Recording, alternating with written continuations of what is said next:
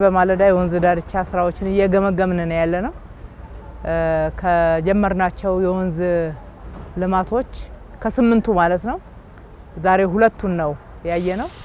በዚህ ከእንጦጦ ጀምሮ በቀበና ወንዝ አድርጎ የካራማራ ድልድይ ላይ እስከ ካራማራ ድልድይ የሚወጣውን ነው በማለዳ ያየናቸው። በጥቅሉ ሁለቱም በግንፍሌም በቀበና በኩል ያለውም ልማት በጥሩ ሁኔታ ሄዷል። የወንዝ ዳርቻ ልማት እንግዲህ በኢትዮጵያ አዲስ አይነት ልማት ነው። በድፍረት የጀመርነው ነው። በድፍረት ጀምረን በብቃት በልቀት ሰርተናል ብለን እናምናለን። ስራዎቹ ይሄንን ይመሰክራሉ። እጅግ በጣም የሚያኮራ ለብዙ የከተማችን ነዋሪዎች የስራ እድል የፈጠረ አካባቢ ምህዳርን አፈርን ለመጠበቅ ስነ ምህዳሩን ለመጠበቅ በከፍተኛ ሁኔታ አስተዋጽኦ ያደረገና እንዲሁም ካሁኑ ጠፍተው ደርቀው የነበሩ ምንጮች እየመጡበት እየፈለቁ እየተገኙ ያሉበትን ተጨባጭ የሆነ ውጤት እያየን ነው። በዚህ መንገድ ላይ ቀድሞ ከነበረው ጫካ ጋራ አንድ ላይ አሁን የተሰራው ስራ ወክወዩ የተሽከርካሪው የሳይክል መንጃው ድልድዮቹን አጠቃላይ በየቦታው የተሰሩ ግድቦች ውሃው መጥራቱ ከብክለት ነፃ መደረጉ አጠቃላይ ደምረን ስናየው በእውነት ትልቅ ስራ ከፍ ያለ ስራ ሀገርን በከፍተኛ ሁኔታ ለመጪው ትውልድ ለማሸጋገር የሚችል ዘላቂ ልማት የተሰራበት ነው። እነኚህ ወንዞች ላይ ሽታቸው እንኳን ጠጋ ብሎ ለመሄድ የማይቻል ነበር። የቆሻሻ መጣያ ናቸው። በተለያየ መንገድ ወንጀል የሚሰራባቸው ጨለማ ስፍራዎች ሰው የማይጠጋባቸው ነበሩ።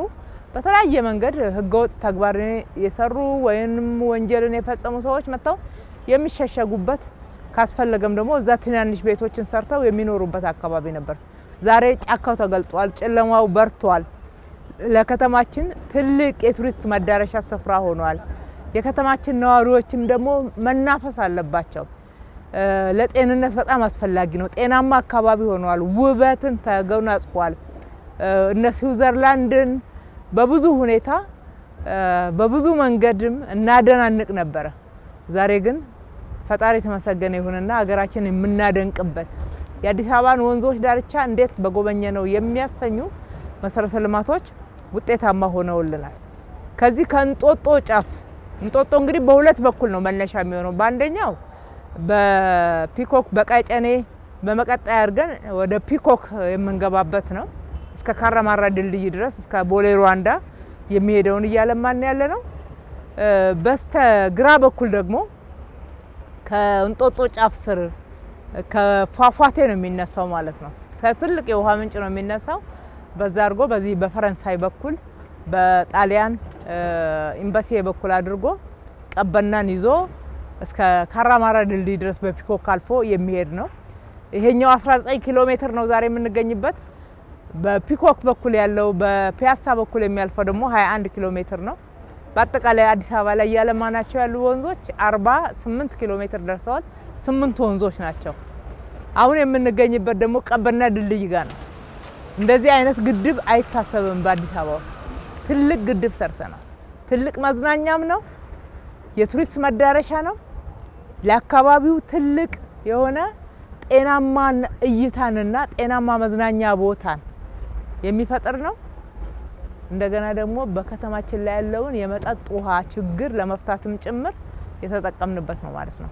ትልቁ ግድብ ነው የሚሆነው በከተማ። አይታሰብም ነበር አለ አዲስ አበባ ውስጥ እንደዚህ ግን መስራት ማሰብ ብቻ ሳይሆን አስበን መተግበር ችለናል። ዋናው እንግዲህ ምናብ ነው የምንለው ለዚህ ነው።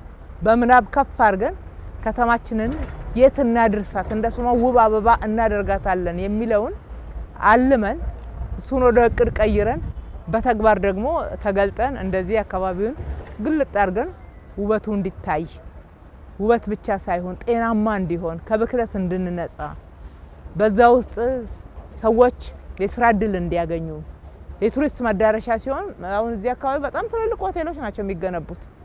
እነኛ አሁን የቀሩት ቤቶች ሳይቀር እዚህ አካባቢ ቤት ገንብተንላቸው ትልልቅ ሪል ስቴቶች አፓርትመንቶች የሚገነቡበት አካባቢ ነው የሚሆነው። አሁን ከዚህ በፊት አይፈለግም ነበር። አሁን ግን በከተማችን አንደኛ ደረጃ ነው። ብዙ አልሚዎች ወደዚህ ብትመጡ ሳትቀደሙ ጥሪ እናደርግላችኋለን። ይሄ ነገ የማይገኝ ስፍራ እንደሚሆን ምንም ጥርጥር የለንም።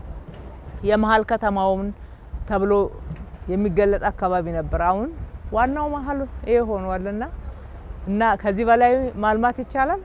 ከዚህ በላይ ልንጠቀምበት ልናስውበው እንችላለን። እኛ በሰፊው ሄደንበታል።